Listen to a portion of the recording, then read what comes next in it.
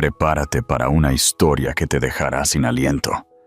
Hoy, te sumergirás en un relato de traición, empoderamiento y la búsqueda de justicia que sacudirá un imperio hasta sus cimientos.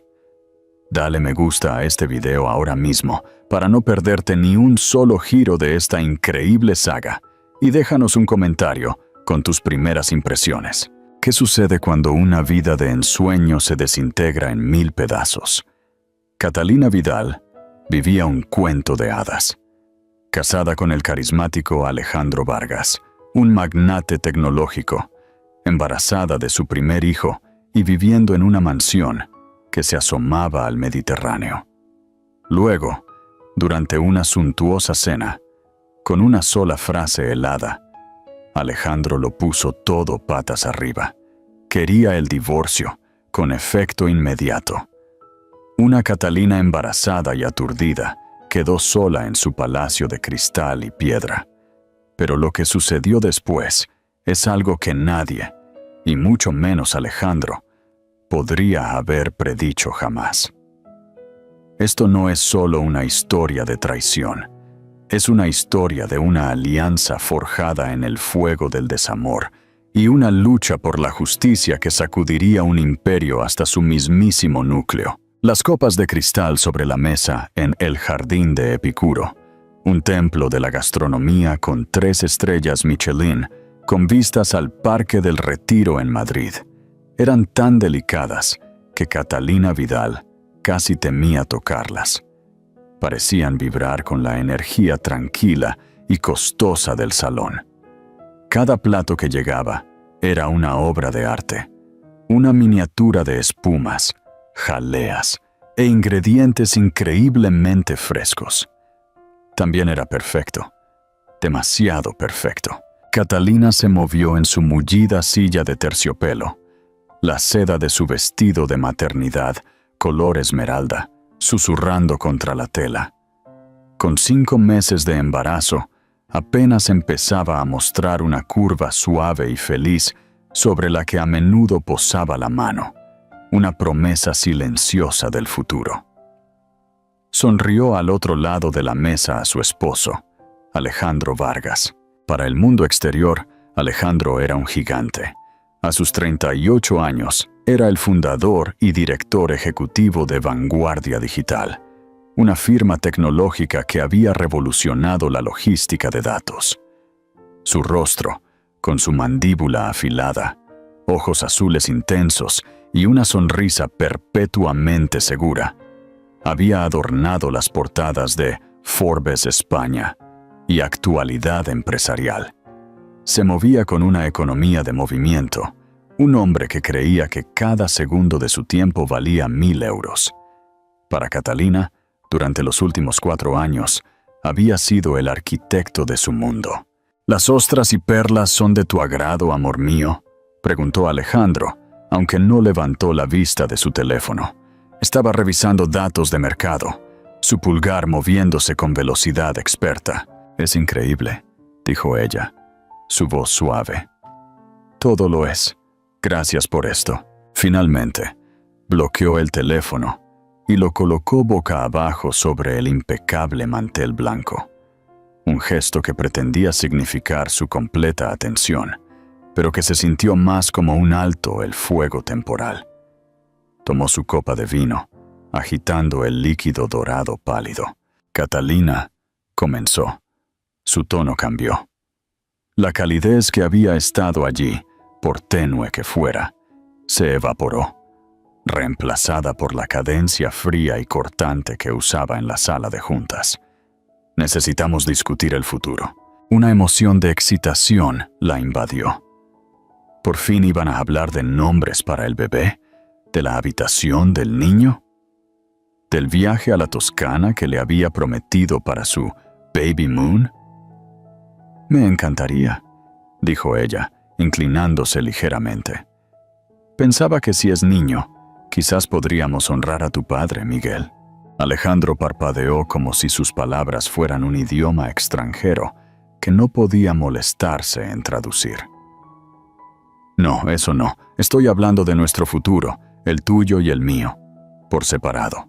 El aire en los pulmones de Catalina se congeló. El murmullo distante del restaurante, el suave tintineo de los cubiertos, todo se desvaneció en un sordo zumbido en sus oídos. ¿Por separado? ¿Qué? ¿De qué estás hablando, Alejandro? Él suspiró, un sonido de pura impaciencia inalterada, como si ella fuera una empleada lenta que no lograba comprender un concepto simple. He instruido a mi abogado, el señor Ruiz, para que redacte los papeles del divorcio. Están, a todos los efectos, finalizados. Quería decírtelo aquí, de manera civilizada, antes de que te los entreguen en la casa mañana. Divorcio. La palabra se sintió ajena en su lengua, una piedra afilada. No, tú, estás bromeando. Esto es una broma horrible y cruel. Su corazón golpeaba contra sus costillas, un pájaro frenético atrapado en una jaula. Lo miró a los ojos, buscando al hombre que amaba, al hombre que le había susurrado promesas bajo sábanas de algodón egipcio, que le había tomado la mano durante la primera ecografía, pero solo encontró a un extraño frío y calculador. No estoy bromeando, Catalina. Nunca estoy más serio que cuando se trata de aspectos prácticos, dijo, dando un sorbo a su vino. Nuestro matrimonio ya no es una sociedad viable. Mis circunstancias han cambiado. Mis necesidades han cambiado. ¿Tus circunstancias? Su voz temblaba, una mezcla de confusión y pánico creciente. Estoy embarazada, Alejandro. Llevo a nuestro hijo. ¿Cómo han podido cambiar tus circunstancias más que eso? Él tuvo la audacia de parecer aburrido. El embarazo es una complicación, lo admito, pero no insuperable. El niño será provisto de manera extravagante. He estipulado un fideicomiso muy generoso. Tú, a su vez, serás compensada de acuerdo con el acuerdo prenupcial. Es bastante inquebrantable, como estoy seguro que recordarás. El acuerdo prenupcial, un documento que ella había firmado en un mar de amor y confianza, una monstruosidad de 20 páginas que su abogado le había deslizado una semana antes de su boda. Alejandro lo había llamado una simple formalidad corporativa. Ella ni siquiera lo había leído detenidamente. Había confiado en él. Las lágrimas brotaron de sus ojos, cálidas y vergonzosas. ¿Por qué? Solo dime por qué. ¿Es otra persona? Él consideró la pregunta por un momento, como sopesando los pros y contras estratégicos de decir la verdad. Eso es una simplificación excesiva de una situación compleja, dijo finalmente. Pero sí, hay otra persona. Su nombre es Isabela Romero. Es una asociada de negocios.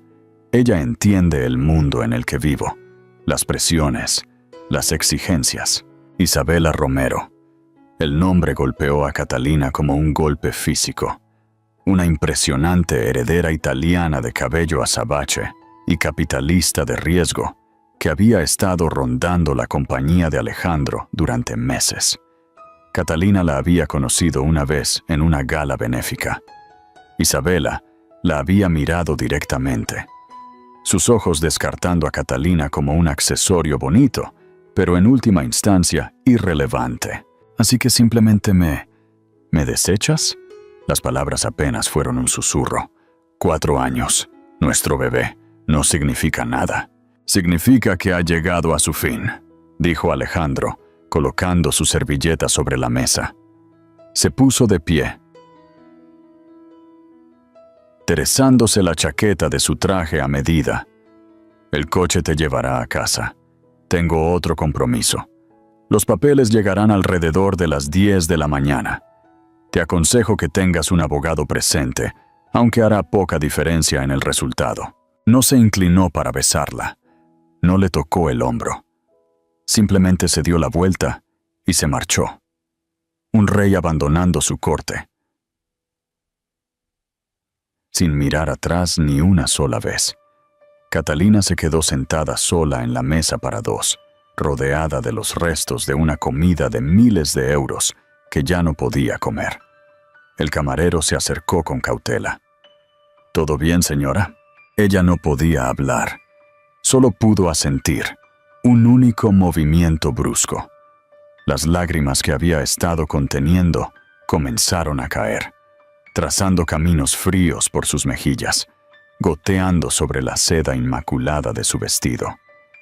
Ya no era Catalina Vidal, esposa de un millonario. Era una complicación, una sociedad que ya no era viable. El viaje de regreso a su extensa finca en las afueras de Madrid fue un borrón de luces de la calle y sollozos silenciosos. La casa, normalmente un símbolo de su éxito y felicidad compartidos, se sentía como un mausoleo. Era vasta, fría y dolorosamente vacía. Cada foto en la pared de ellos riendo en Bali, esquiando en los Pirineos, celebrando su aniversario, era un monumento a una mentira. Entró en el dormitorio principal, un espacio más grande que el apartamento en el que había crecido. El lado del armario de Alejandro ya estaba vacío. Su asistente personal había estado allí. Todo había sido planeado. No era una decisión repentina. Era una extracción corporativa ejecutada con una precisión escalofriante. Pasó la noche acurrucada en una habitación de invitados, incapaz de soportar el olor de él en sus sábanas. No durmió. Simplemente yacía allí, una mano sobre su vientre, sintiendo los leves movimientos de la vida dentro de ella. Era lo único que se sentía real en un mundo que acababa de ser destrozado en 1.000.000 de pedazos. Estaba sola, embarazada y a punto de ser divorciada por un hombre que la trataba como un activo obsoleto a liquidar. La mañana llegó no con la luz del sol, sino con una lluvia gris y persistente que coincidía con la desesperación de su alma. Se sentó en el cavernoso salón, mirando los cuidados jardines que se extendían hacia el embalse. No sentía nada. Era un fantasma en su propia vida. A las 10 en punto, el timbre sonó, un sonido tan agudo y final como la caída de una guillotina. Pensó que era el mensajero con los papeles del divorcio, el último clavo en el ataúd de su matrimonio. Su cuerpo se tensó, preparándose para la siguiente ola de dolor. Abrió la enorme puerta de roble. No era un mensajero. De pie en el porche de losas mojadas por la lluvia, flanqueada por 2 grandes maletas Louis Vuitton, estaba Elena Vargas, la madre de Alejandro. Elena era una mujer tallada en granito castellano y dinero antiguo. Alta, impecablemente vestida con un abrigo de cachemira y su cabello plateado recogido en un moño perfecto, poseía un aura de formidable autoridad. Sus ojos, del mismo azul penetrante que los de su hijo, tenían una mirada que no era de lástima, sino de algo mucho más complejo, una resolución feroz e inquebrantable. Catalina la miró fijamente, confundida. Tenían una relación cordial pero distante. Elena era educada, pero siempre mantenía una cierta distancia emocional, como si observara a Catalina desde detrás de un cristal. «¡Elena!», balbuceó Catalina. «¿Qué? ¿Qué haces aquí?». Elena Vargas miró más allá de Catalina, hacia el frío y opulento vestíbulo de la casa que su hijo había construido. Luego su mirada regresó a Catalina, suavizándose ligeramente al posarse en la pequeña hinchazón de su estómago.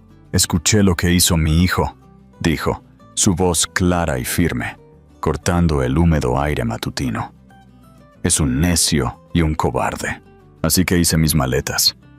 Dio un paso adelante, cruzando el umbral y trayendo el olor a lluvia y perfume caro a la casa. «Si me aceptas», declaró Elena Vargas, «me mudo». Por un largo momento, Catalina solo pudo mirar fijamente. Elena Vargas, de pie en el vestíbulo con suelo de mármol de la casa que su hijo acababa de arrebatarle a Catalina, Era una aparición imposible.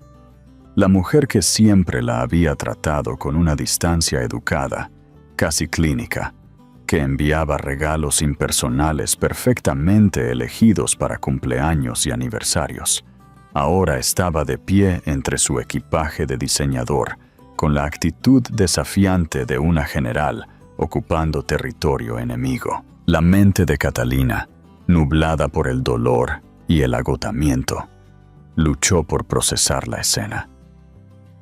¿Era esto un truco?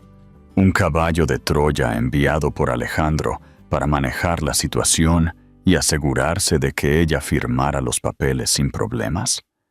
La familia Vargas estaba aprendiendo. Operaba a un nivel de estrategia que ella apenas comenzaba a comprender. ¿Mudarme? Catalina finalmente logró decir, su voz ronca. Elena, con todo respeto, no entiendo, eres su madre.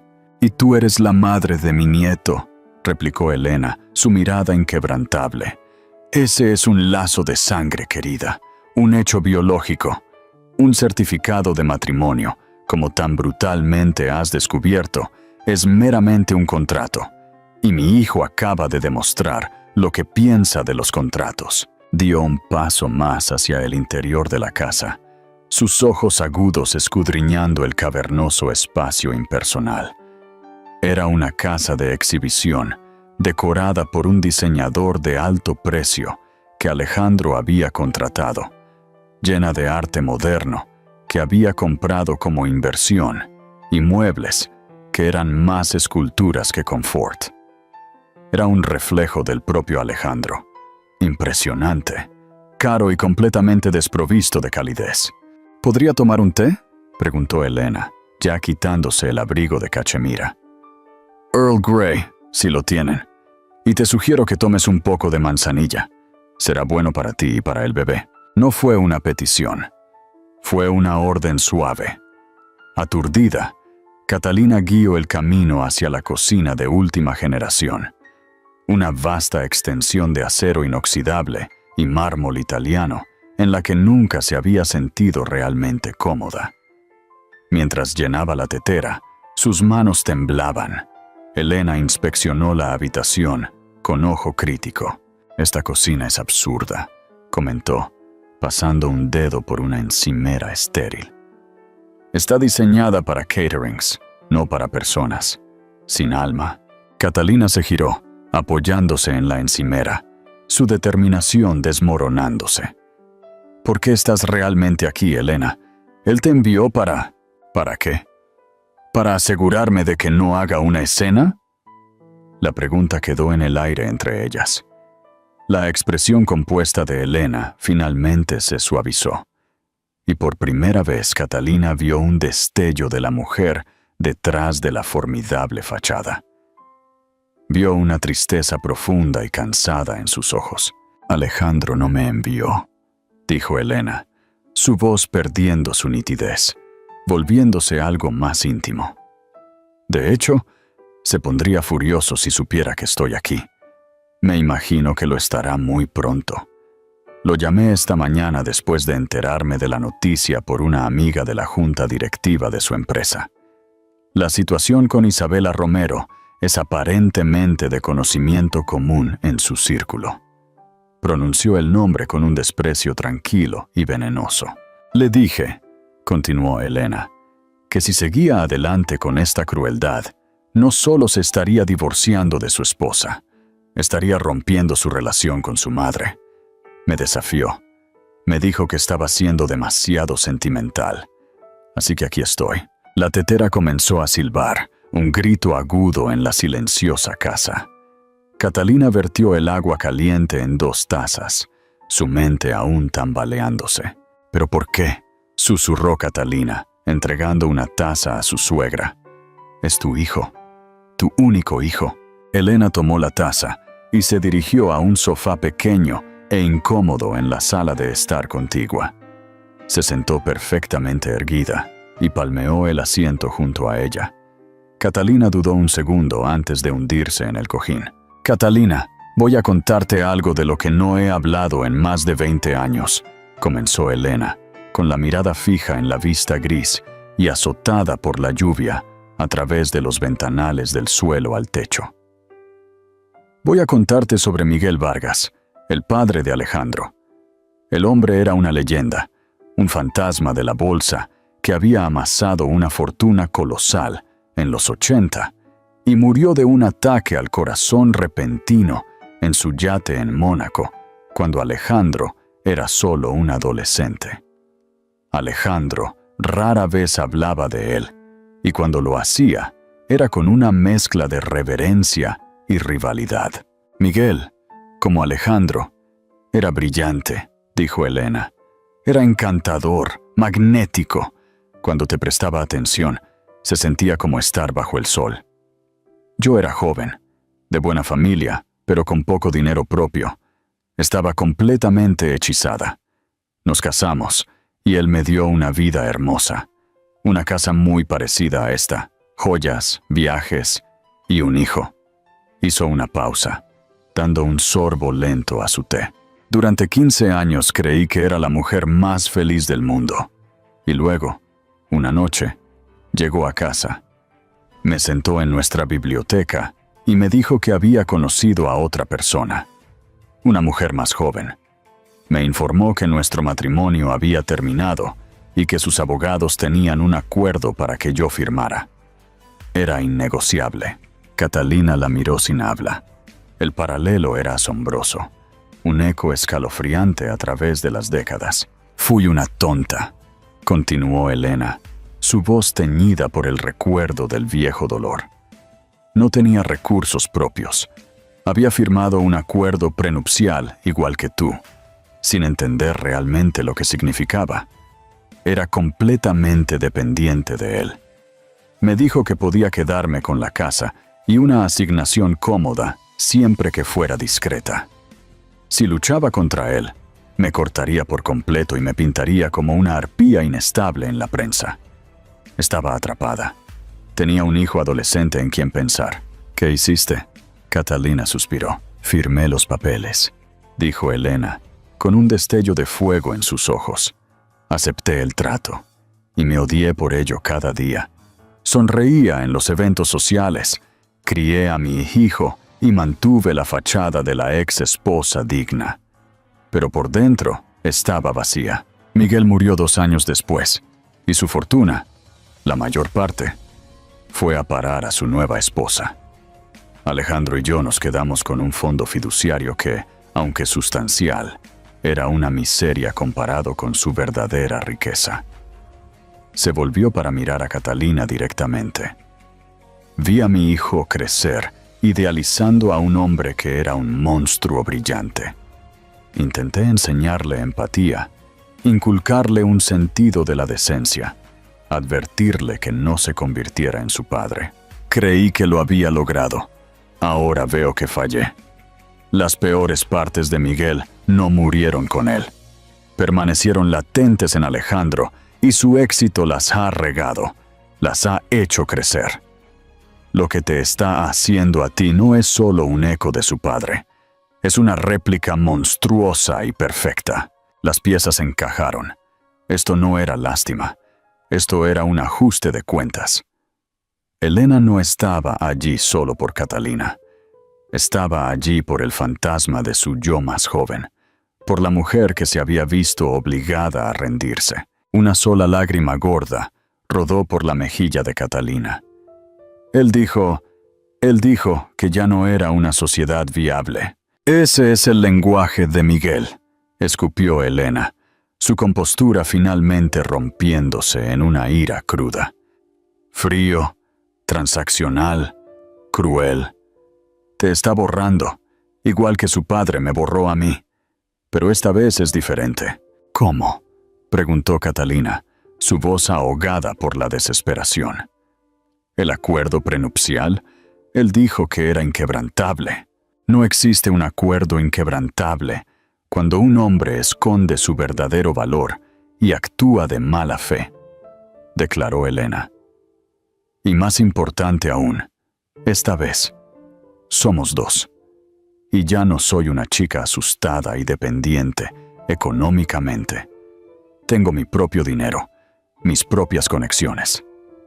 ¿Y tú?, dijo, sus ojos posándose en el vientre de Catalina. Tienes la última palanca.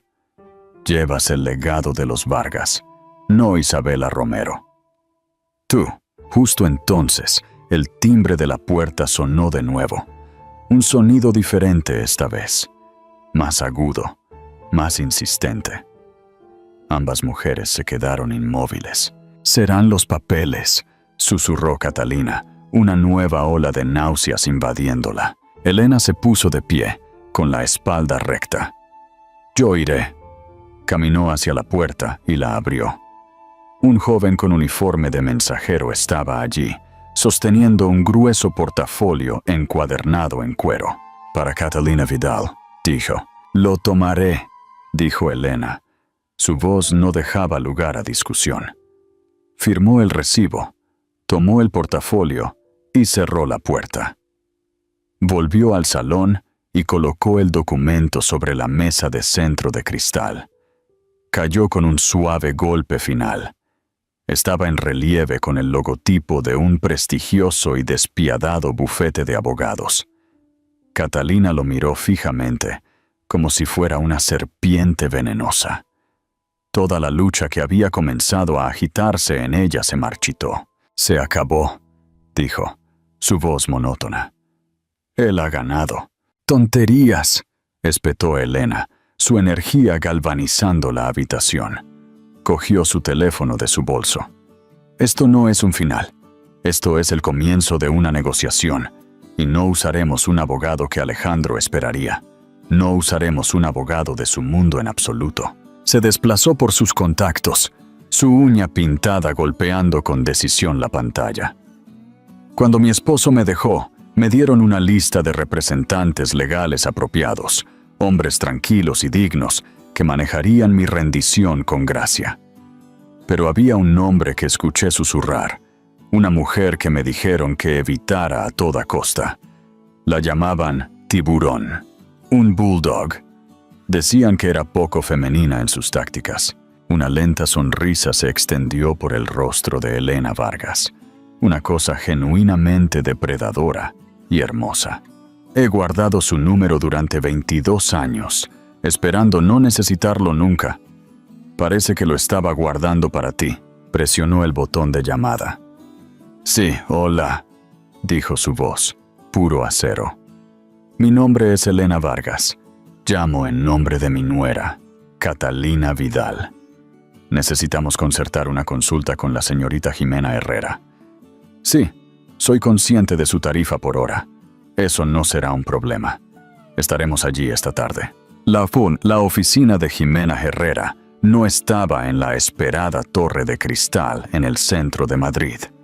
En cambio, ocupaba el último piso de un edificio de hierro fundido renovado en el barrio de Malasaña, un barrio de galerías de arte y boutiques de moda. El ascensor se abría directamente a una zona de recepción que parecía más una instalación de arte moderno que un bufete de abogados. Las paredes eran de un blanco inmaculado, adornadas con grandes y agresivas pinturas abstractas en negro y rojo. El mobiliario era minimalista, de aspecto incómodo y brutalmente chic. No había música relajante, solo el suave zumbido de la ciudad. Era un espacio que no ofrecía consuelo. Exigía respeto. Un joven con un corte de pelo increíblemente afilado y un traje completamente negro la saludó.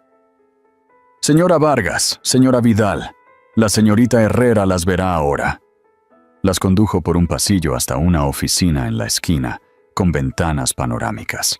Y allí, de pie con el telón de fondo del horizonte de Madrid, como una general inspeccionando su campo de batalla, estaba Jimena Herrera. Ella no era lo que Catalina había esperado. Tenía poco más de 40 años, menuda y fibrosa, vestida con un vestido azul marino impecable, que era a la vez severo y elegante. Su cabello oscuro estaba cortado en un bob geométrico severo que enmarcaba un rostro con pómulos altos y ojos inteligentes y diseccionadores. No sonrió cuando entraron, simplemente las observó. Su expresión una máscara neutral de evaluación. «Elena», dijo Jimena, su voz un contralto bajo y preciso. «Ha pasado mucho tiempo. Lamento las circunstancias». Señaló las 2 sillas frente a su gran y despejado escritorio de cristal. «Por favor». Mientras se sentaban, la mirada de Jimena se posó en Catalina. No era cruel, pero era intensamente analítica, como si estuviera escaneando a Catalina en busca de debilidades.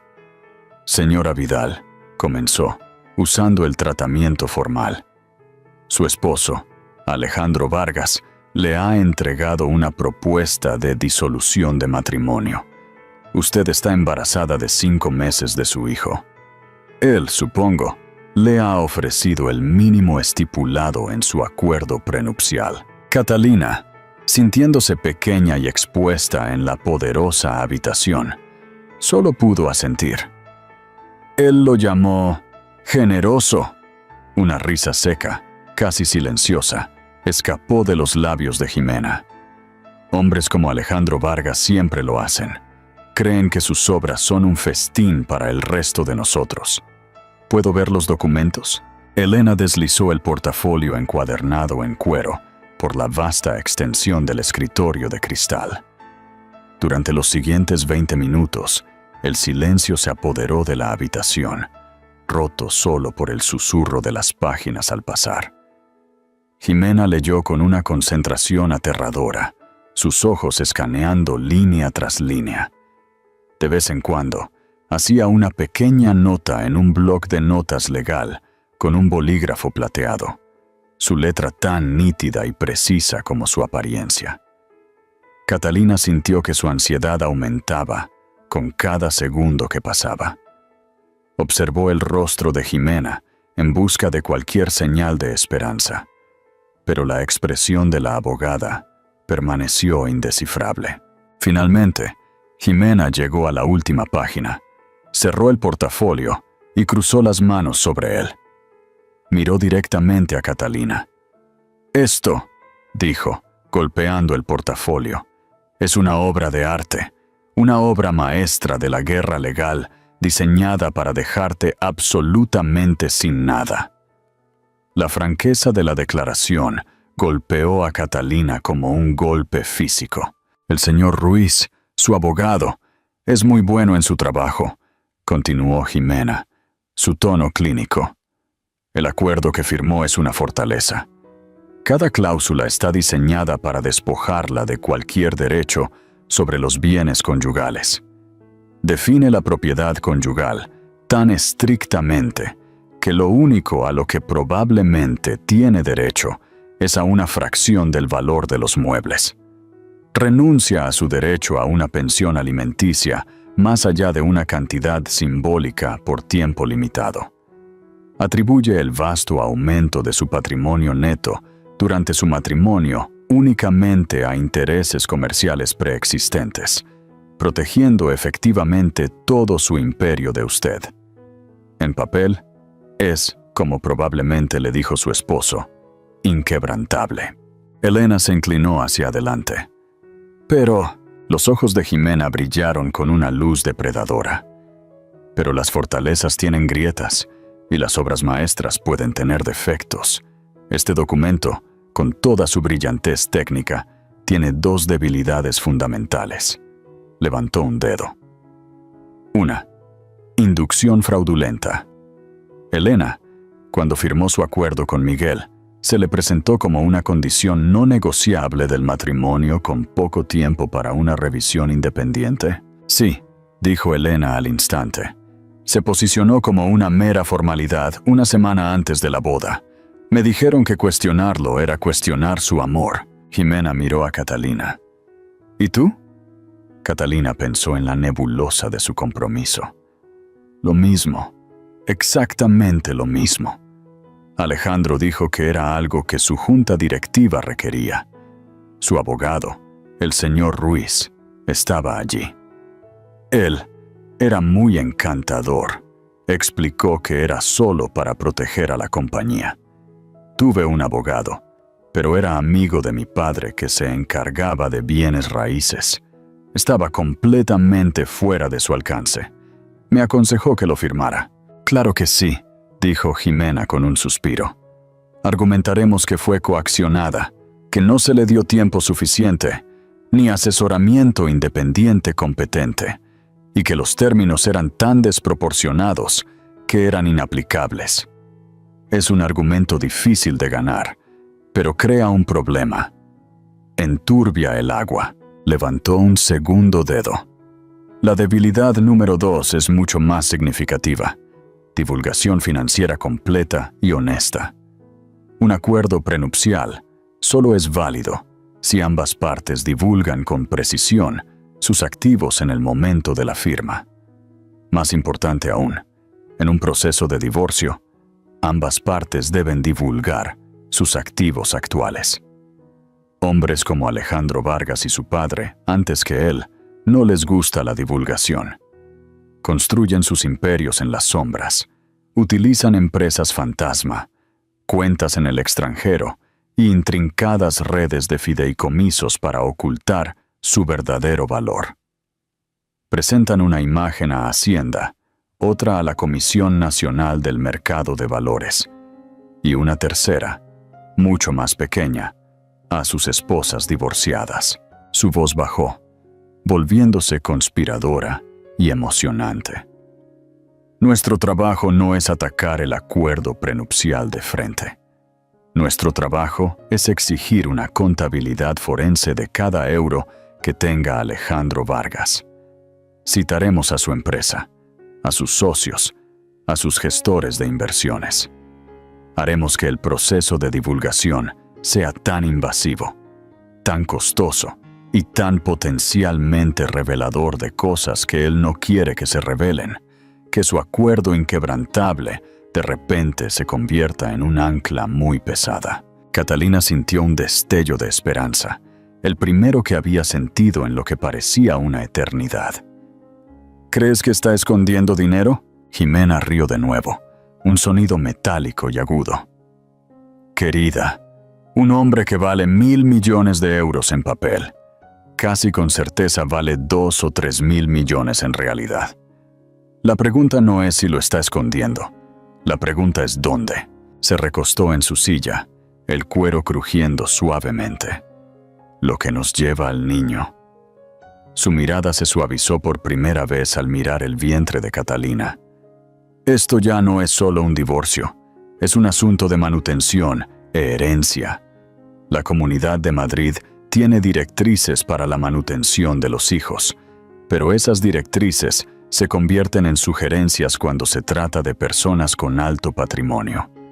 Argumentaremos que este niño tiene derecho a un estilo de vida acorde con la verdadera riqueza de su padre. No un fondo fiduciario controlado por Alejandro, sino un apoyo directo y sustancial ordenado por el tribunal. Exigiremos escuela privada, seguridad, niñeras, vivienda dedicada, viajes. Crearemos un presupuesto para este niño que le hará llorar. Pero más que eso, continuó, sus ojos fijos en los de Elena. Este niño es el heredero de los Vargas, el único portador de su linaje. Esto hace que su aventura con Isabela Romero no solo parezca insensible, sino también estúpida. Está descartando a la madre de su legado por una diversión temporal.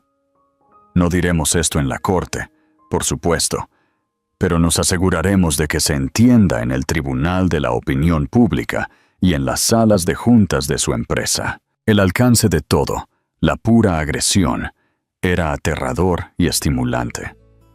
Esto no era una disputa legal.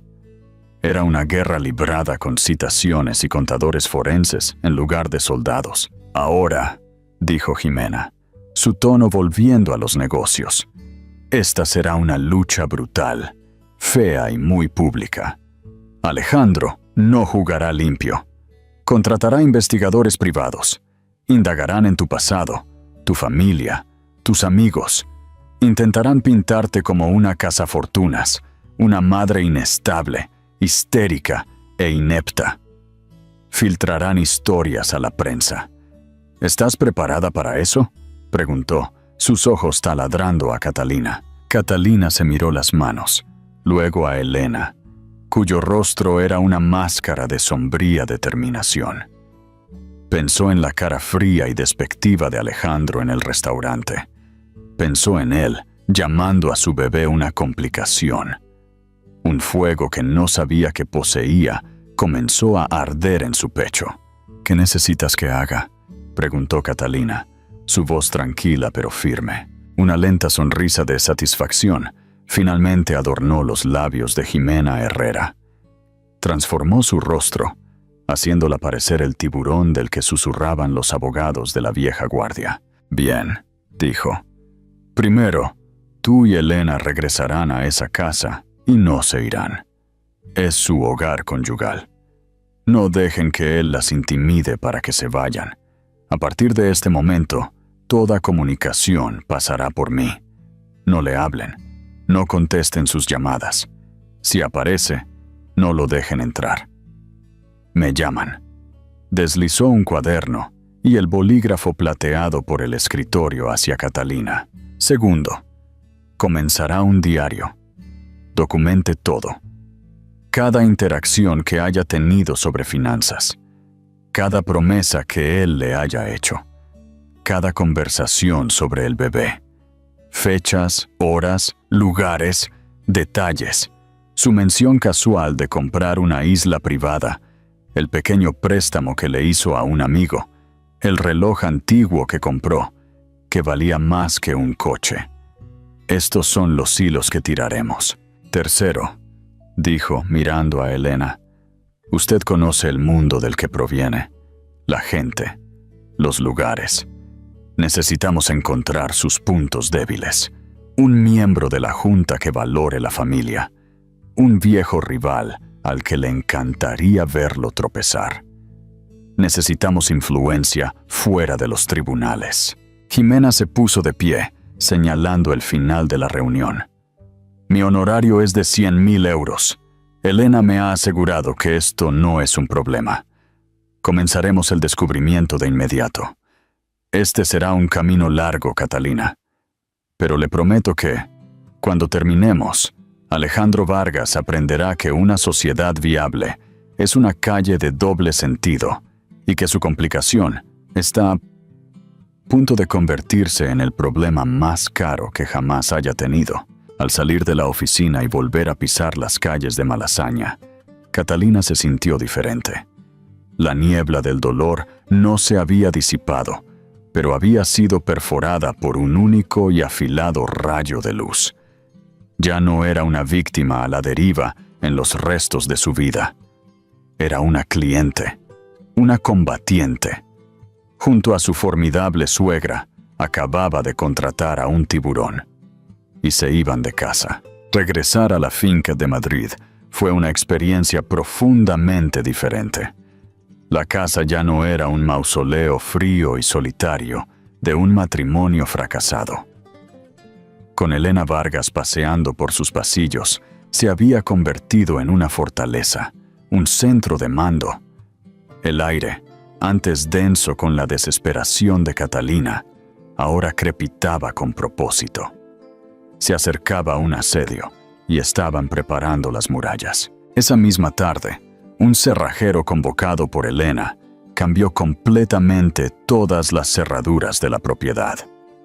El personal de la casa, un chef, una ama de llaves y un jardinero, todos contratados y pagados por Alejandro, recibieron educada pero firmemente 2 semanas de vacaciones pagadas.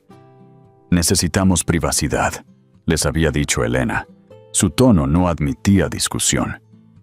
Luego organizó la entrega de comestibles y, para asombro de Catalina, comenzó a limpiar metódica y expertamente la cocina sin alma ella misma, con un vigor que desmentía su edad y posición.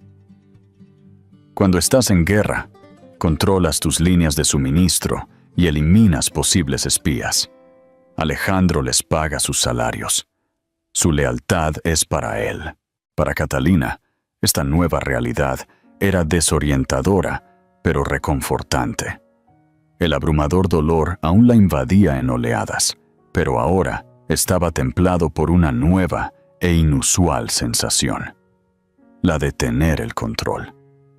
Siguiendo las instrucciones de Jimena, tomó el caro cuaderno encuadernado en cuero destinado a una lista de invitados de boda y lo reutilizó como su diario de guerra. Se sentó en la sala de la mañana, con la lluvia aún deslizándose por los cristales, y comenzó a escribir. Al principio, su mente estaba en blanco, un lienzo de dolor, pero luego comenzó poco a poco, recordando una conversación de la Navidad pasada en la cabaña de esquí de Alejandro, en los Pirineos. 26 de diciembre. Alejandro estaba en una conferencia telefónica frente a la chimenea. Le traje un brandy. Se reía con alguien por teléfono. Después de colgar, estaba eufórico. Dijo: «El acuerdo en Dubái está hecho. Tuve que pagarle a nuestro consultor una fortuna absoluta, pero vale la pena». Le pregunté quién era el consultor. Él simplemente guiñó un ojo y dijo: «Un apartado postal muy útil en las Islas Caimán». Lo encontró hilarante. Lo llamó Vanguardia Digital Atlántico. El recuerdo, inofensivo en ese momento, ahora parecía siniestro. Lo escribió. Su letra temblorosa pero clara. Diciembre de hace 2 años. Abril de hace 2 años. La gala del Met. Alejandro estaba tratando de conseguir una variación de zonificación para un nuevo centro de datos. El senador Torres fue el orador principal. Alejandro ganó la puja por una pintura terrible por 250,000 euros. Cuando subimos al coche, le dije que era mucho dinero por una pintura fea. Él se rió y dijo: «No compré una pintura, compramos al senador». Estaban simplemente tirando de los hilos sueltos del tapiz de su vida juntos.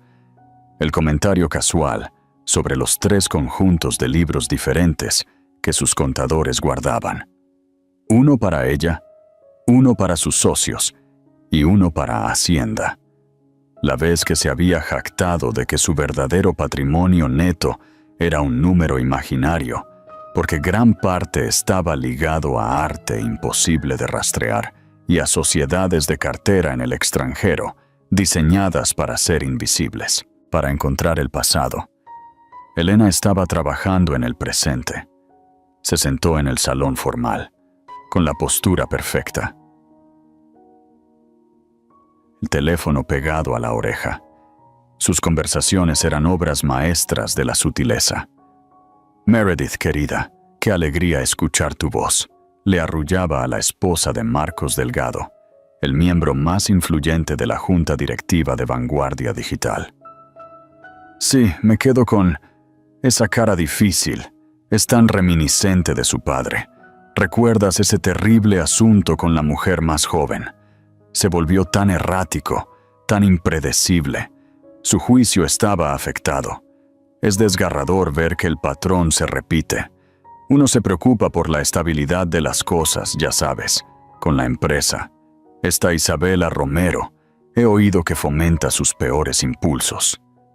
Ella hacía una pausa y decía: «Pero un hombre con una esposa embarazada en casa, tomando decisiones tan precipitadas, realmente te hace preguntarte. Dale mis mejores deseos a Marcos». No estaba atacando. Estaba expresando preocupación. Estaba sembrando una semilla de duda, no en la moralidad de Alejandro, sino en algo mucho más importante para un hombre como Marcos Delgado: su estabilidad y, por extensión, la seguridad de su inversión. El primer contraataque fue cuando el teléfono de Catalina sonó y su cara, una selfie sonriente de su viaje a Bali, apareció en la pantalla. Su corazón dio un vuelco. Su primer instinto, nacido de 4 años de condicionamiento, fue responder. Elena, que parecía poseer un sexto sentido, entró en la habitación. No, un mensaje de texto siguió inmediatamente. Catalina, coge el teléfono. Necesitamos hablar. No seas infantil. Otro llegó 1 minuto después.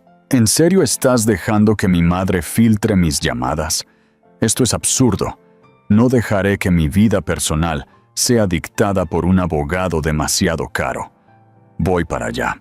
El mensaje le produjo un escalofrío de puro terror.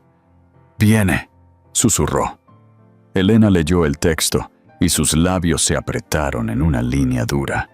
«Bien», dijo. «Que venga». 1 hora después, la elegante silueta negra del superdeportivo McLaren de Alejandro chirrió por el camino de grava. Salió, vestido con un traje perfectamente a medida, luciendo en cada centímetro como el dueño del universo regresando a su castillo. Se dirigió a la puerta principal y probó su llave. No encajaba. El sonido del metal rechinando contra la nueva cerradura fue fuerte en la silenciosa casa. Retrocedió, con una mirada de pura incredulidad en su rostro, y presionó el timbre, un zumbido largo y furioso. Catalina y Elena estaban en el vestíbulo, observando la transmisión de video de la cámara de seguridad en una tableta. El rostro de Alejandro, atractivo y familiar, estaba retorcido en una máscara de rabia. Elena presionó tranquilamente el botón del intercomunicador. «Alejandro», su voz resonó en el porche, fría y clara. «Ya no eres bienvenido aquí. Esta es la casa conyugal de Catalina». En la pantalla, Alejandro parecía como si le hubieran abofeteado. «Madre, ¿qué demonios estás haciendo? Déjame entrar». «No». La voz de Elena no dudó. «Si tienes algo que decirle a Catalina, puedes hacerlo a través de su abogada. Ahora, por favor, abandona la propiedad antes de que te graben como un intruso». «¡Mi abogada!», rugió, riendo con una amargura fea. «¿Crees que Jimena Herrera me va a asustar? Te voy a enterrar. Las voy a enterrar a las 2 en honorarios legales. Probaré que Catalina es una madre inepta». «No harás nada de eso», interrumpió Elena, su voz bajando a una temperatura peligrosamente baja. «Tu padre intentó el mismo patético acoso, Alejandro. Intentó intimidarme, amenazarme. Estaba por debajo de él entonces y está por debajo de ti ahora.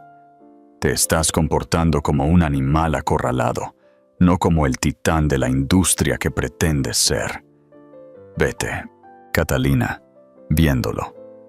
Su voz temblaba, pero era clara. «Vete, Alejandro. Habla con mi abogada». En la pantalla, su rostro mostró puro shock. Una cosa era ser desafiado por su madre, a quien consideraba una reliquia sentimental. Otra era ser desafiado por Catalina, la mujer que había considerado dócil y prescindible. Catalina se levantó y se alejó, escupiendo grava de sus neumáticos. Catalina soltó un aliento que no se dio cuenta de que había estado conteniendo. Sus piernas se sentían débiles.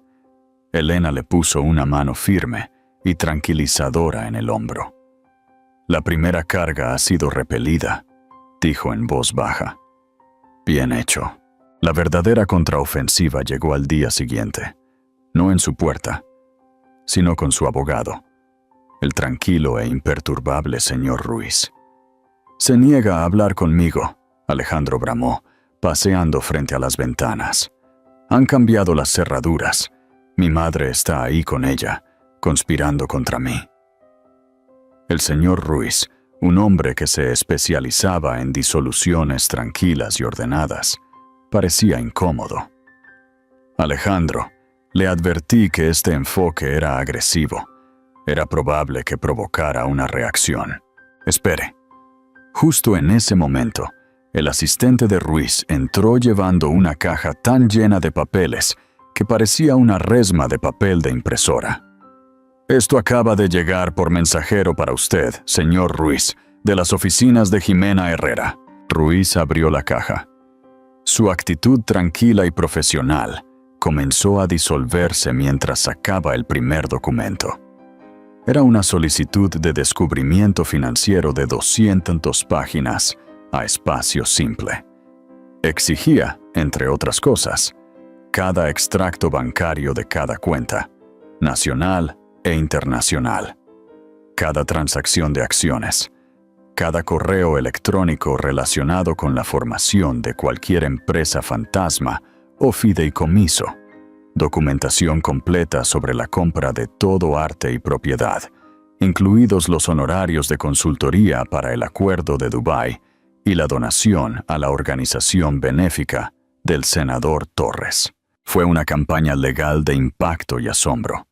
Adjunta había una factura de 100.000 euros. Levantó la vista hacia su cliente. La bravuconería había desaparecido de su rostro. «Alejandro», dijo, con voz sombría, «esto no es una táctica de negociación. Ella no está tratando de obtener un mejor acuerdo». Sostuvo el enorme documento. «Ella está tratando de obtener su empresa entera». Alejandro reaccionó a las agresivas indagaciones financieras de Jimena con una guerra a gran escala. Su equipo legal presentó rápidamente mociones y simultáneamente Alejandro utilizó los medios de comunicación contra Catalina. Un artículo de prensa sensacionalista la presentaba como una cazafortunas despiadada que explotaba su embarazo por dinero. Fotógrafos y vehículos de vigilancia permanecían fuera de su casa, aumentando su estrés y ansiedad. Elena, siempre serena, protegió a Catalina ferozmente. «Quiere que te derrumbes», le aconsejó, fortaleciendo la determinación de Catalina. Durante las primeras noches sin dormir, el minucioso diario de Catalina reveló un recuerdo crucial: su tercer viaje de aniversario a San Bartolomé. Alejandro le había mostrado una estructura corporativa etiquetada como Proyecto Quimera, presumiendo de que era una fundación irrastreable en Liechtenstein que poseía las patentes más valiosas de vanguardia digital. Catalina recordó claramente su escalofriante comentario: «Es legal si puedes pagar a los abogados para que lo hagan legal». Ella hizo una llamada segura con Jimena Herrera. «Proyecto Quimera», repitió Jimena bruscamente, la emoción evidente en su voz. «Liechtenstein significa secreto, evasión de impuestos, ocultación de activos, fraude corporativo. Esto podría escalar más allá de un tribunal de divorcios, a cargos penales». Catalina dudó, preocupada por la idea de que Alejandro enfrentara prisión. «Él mismo construyó esta trampa», le recordó Elena suavemente. «No tú. Esto es una palanca. Si Alejandro se niega a divulgar, se arriesga al desacato al tribunal. El cumplimiento revela el fraude. Además, esta revelación aterrorizará a su junta directiva, convirtiendo su escándalo personal en una catástrofe corporativa». Armada con esta poderosa información, Jimena modificó rápidamente sus escritos legales para atacar específicamente el Proyecto Quimera. La fachada de Alejandro finalmente se estaba desmoronando. En 24 horas, Jimena presentó una moción precisa y devastadora ante el tribunal. Detallaba la existencia del Proyecto Quimera, una fundación en Liechtenstein que ocultaba la propiedad intelectual central de vanguardia digital. La implicación era clara. Alejandro había cometido fraude corporativo. Alejandro Vargas miró el documento, aturdido. «¿Cómo pudieron saberlo?», preguntó desesperadamente, mirando a su abogado, que estaba visiblemente afectado.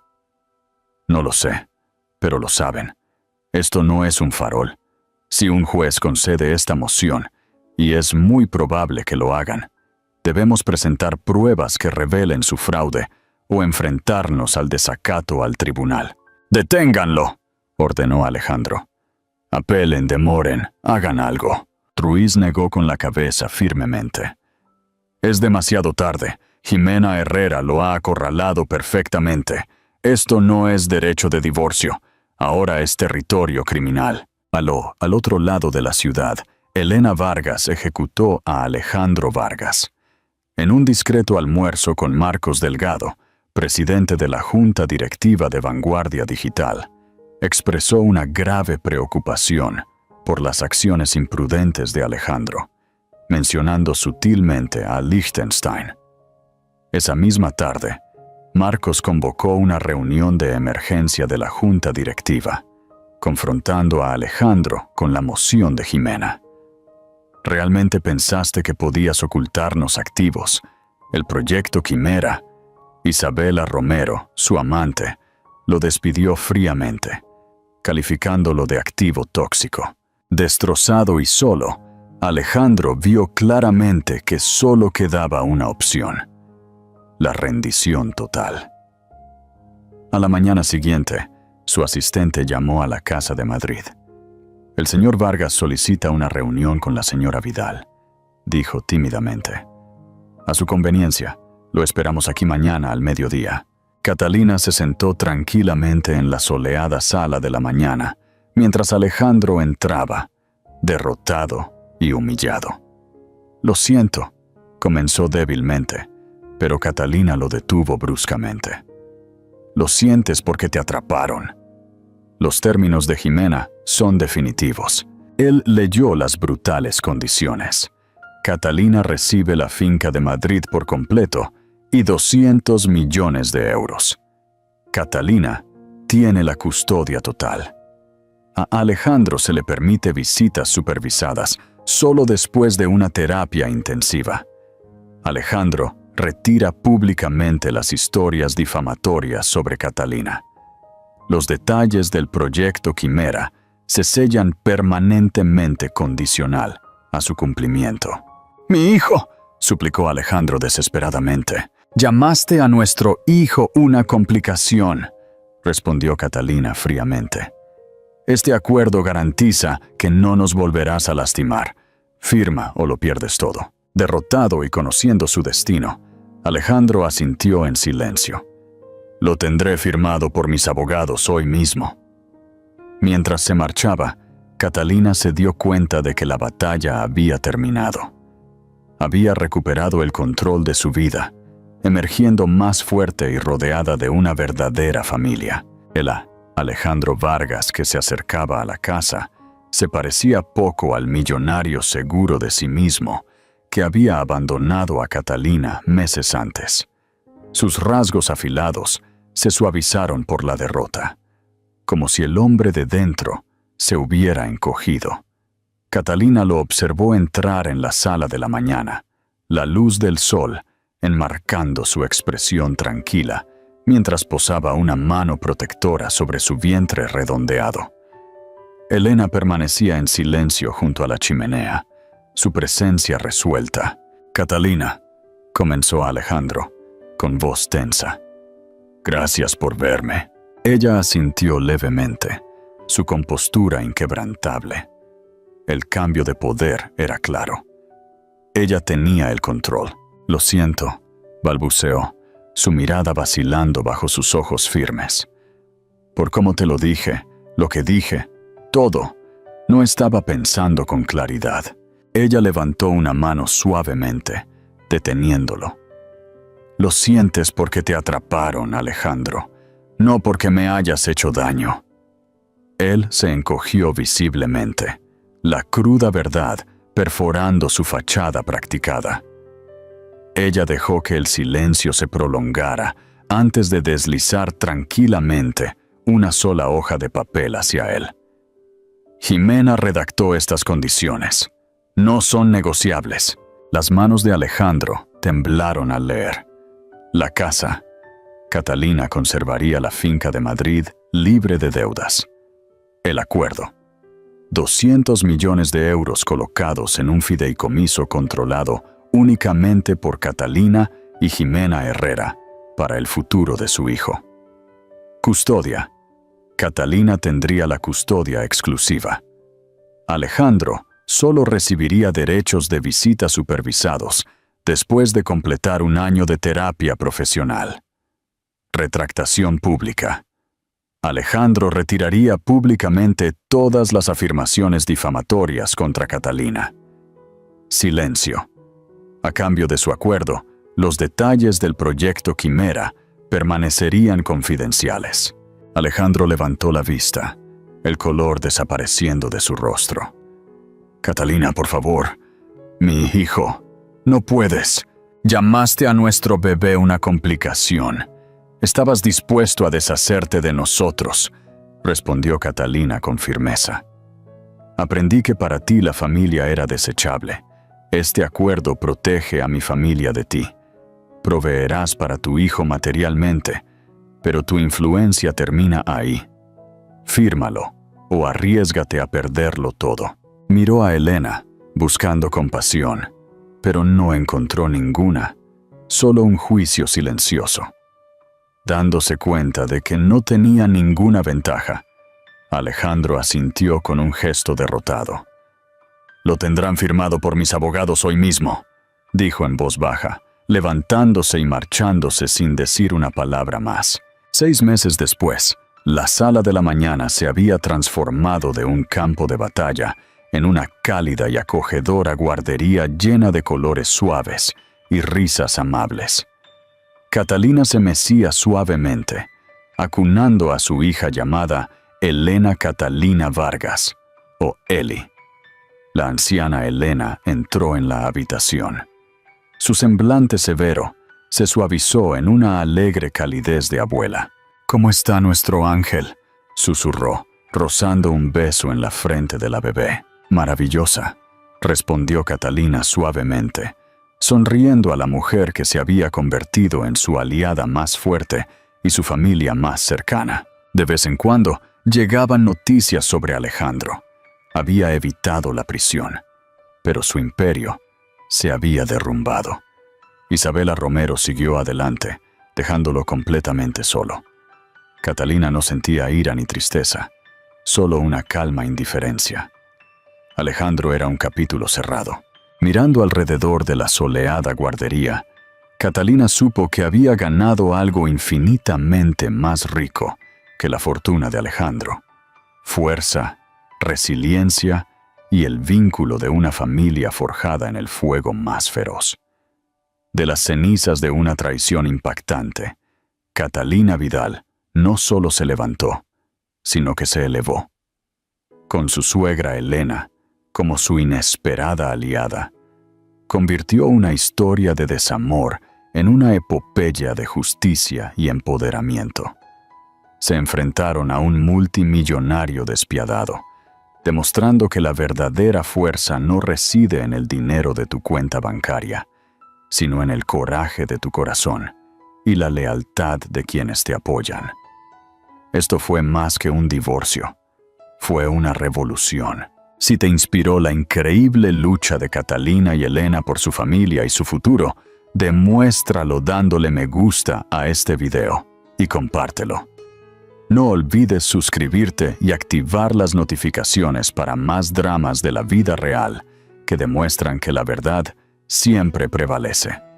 Déjanos saber en los comentarios a continuación qué te pareció esta poderosa historia.